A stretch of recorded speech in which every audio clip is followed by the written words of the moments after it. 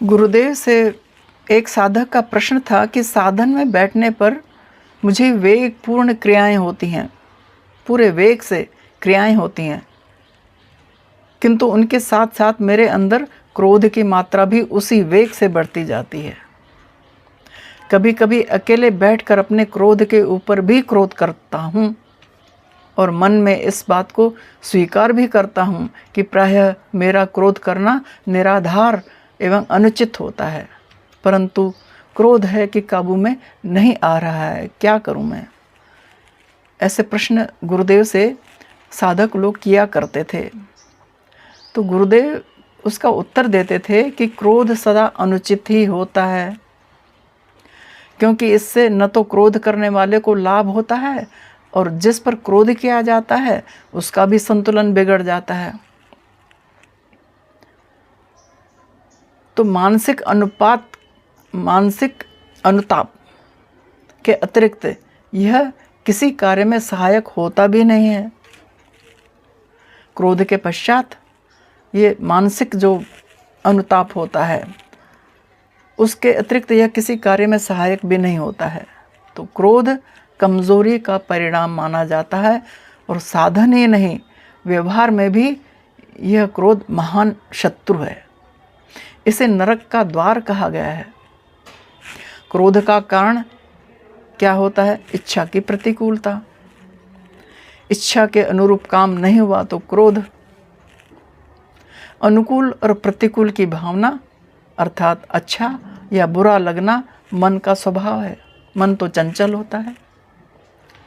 तो समझदार आदमी को दूसरे के गुण दोषों तथा प्रिय अप्रिय घटनाओं से अपने मन को तटस्थ रखने का अभ्यास बढ़ाना चाहिए।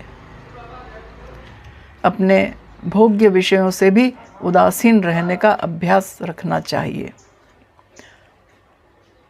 जो हम भोगना चाहते हैं ना, उससे भी अभ्यास करना चाहिए कि उससे उदासीन रहें। नहीं हुआ तो छोड़ दिया। हानि लाभ में सम रहना साधन का लक्ष्य है। हानि भी होती है, लाभ भी होता है। हर समय लाभ ही लाभ हो यह तो ज़रूरी नहीं। तो उसमें सम रहना चाहिए, संतुलित रहना चाहिए।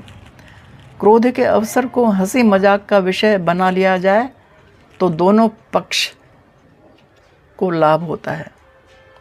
हंसी मजाक में क्रोध के अवसर को जाने देना चाहिए। मौन एवं क्षमा भी क्रोध के प्रतिद्वंदी हैं। क्रोध आया तो मौन हो गए, क्रोध आया क्षमा कर दिया, इससे भी वह स्थिति टल जाती है। शक्तिपात दीक्षित साधकों को चाहिए कि शक्ति से प्रार्थना करें।